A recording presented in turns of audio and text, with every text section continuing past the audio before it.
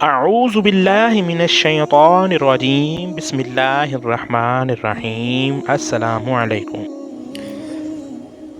حضرت ابوذر غفاری رضی اللہ تعالیٰ عنہ کا شمار نہایت ہی جلیل القدر صحابہ کرام میں ہوتا ہے۔ آپ رضی اللہ تعالیٰ عنہ وعدہ نبھاتے، وصیت پوری فرماتے، لوگوں سے بلا ضرورت میل جول رکھنے سے کتراتے، حق بات بیان کرنے میں کسی ملامت کرنے والوں کو ملامت سے خوف زدہ نہ ہوتے، اور نہ ہی حکمرانوں کے رعب و دبدبہ سے گھبراتے، ہر طرح کی مشقوں اور تکلیفوں میں بھی دین پر ثابت قدم رہے۔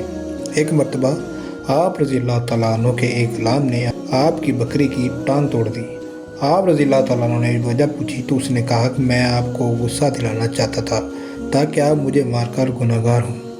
فرمایا جس نے تمہیں اس کام پر ابھارا ہے یعنی شیطان، میں اسے ناراض کروں گا۔ پھر آپ نے غلام کو آزاد فرما دیا۔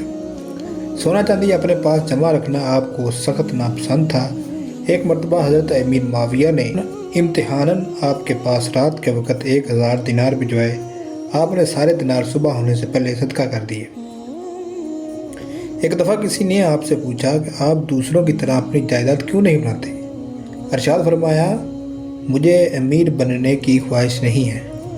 ایک شخص نے آپ رضی اللہ تعالیٰ عنہ کے پاس حاضر ہو کر کچھ مال پیش کیا تو آپ نے فرمایا میرے پاس دودھ کے لیے ایک بکری، سواری کے لیے گدھا، خدمت کے لیے بیوی ہے اور چادر ضرورت سے زائد ہے، جس کی وجہ سے خوف زدہ ہوں کہ کہیں مجھ سے اس کا حساب نہ لیا جائے۔ ایک مرتبہ حضور نبی اکرم صلی اللہ علیہ وسلم نے ارشاد فرمایا کہ اے ابوذر تم نیک آدمی ہو، عنقریب میرے بعد تم پر آزمائشیں آئیں گی۔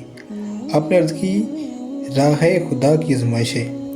ارشاد فرمایا راہ خدا میں عرض کی حکم الہی کو خوش آمدید۔ غزوہ تبوک کے سفر میں آپ سب سے الگ چل رہے تھے۔ یہ دیکھا نبی رحمت صلی اللہ علیہ وسلم نے فرمایا اے ابوذر تم تنہا چلو گے، تم تنہا وفات پاؤ گے اور تم تنہا ہی اٹھائے جاؤ گے۔ امام الانبیاء نبی اکرم صلی اللہ علیہ وآلہ وسلم نے جو فرمایا وہی ہو کر رہا۔ چنانچہ نبی اکرم صلی اللہ علیہ وسلم کے وصال کے بعد آپ نے شام کے ایک گاؤں میں مستقل رہائش اختیار کر لی۔ پھر جب حضرت عثمان غنی رضی اللہ تعالیٰ عنہ کے دور خلافت میں دمشق چلے آئے اور وعظ و نصیحت کا سلسلہ جاری رکھا۔ زندگی کے آخری ایام مدینے کے گرد و نواح میں موجود مقام ربضہ میں گزارے۔ آپ حضرت ابوذر غفاری رضی اللہ تعالیٰ عنہ کا وصال 32 ہجری میں ہوا۔ بوقت وصال آپ کی اہلیہ محترمہ حضرت ام ذر رونے لگی تو آپ نے پوچھا کیوں رو رہی ہو؟ عرض کی میرے پاس اتنا کپڑا نہیں ہے کہ میں آپ کو کفن دے سکوں۔ آپ رضی اللہ تعالیٰ عنہ نے فرمایا ایک مرتبہ چند افراد سے رسول اللہ صلی اللہ علیہ وسلم نے ارشاد فرمایا تم لوگوں میں سے ایک شخص کی موت ویرانے میں ہوگی اور اس کے جنازے میں مسلمانوں کی ایک جماعت حاضر ہوگی۔ پھر آپ رضی اللہ تعالیٰ عنہ نے فرمایا اس وقت وہاں موجود تمام لوگ کسی نہ کسی شہر یا گاؤں میں انتقال کر چکے ہوں گے، اب میں وہی ان میں سے باقی ہوں اور مجھے یقین ہے کہ میں ہی وہ شخص ہوں، لہٰذا اب تم باہر جا کر دیکھو مسلمانوں کی کوئی نہ کوئی جماعت ضرور آتی ہوگی۔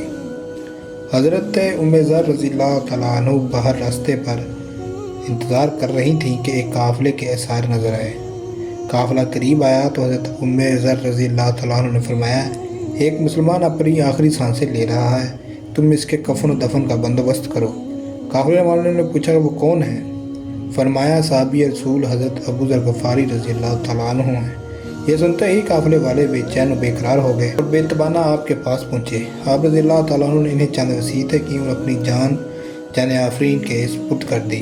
ایک قول کے مطابق اس قافلے میں موجود صحابی رسول حضرت عبداللہ بن مسعود رضی اللہ تعالیٰ عنہ نے آپ رضی اللہ تعالیٰ عنہ کی نماز جنازہ پڑھائی۔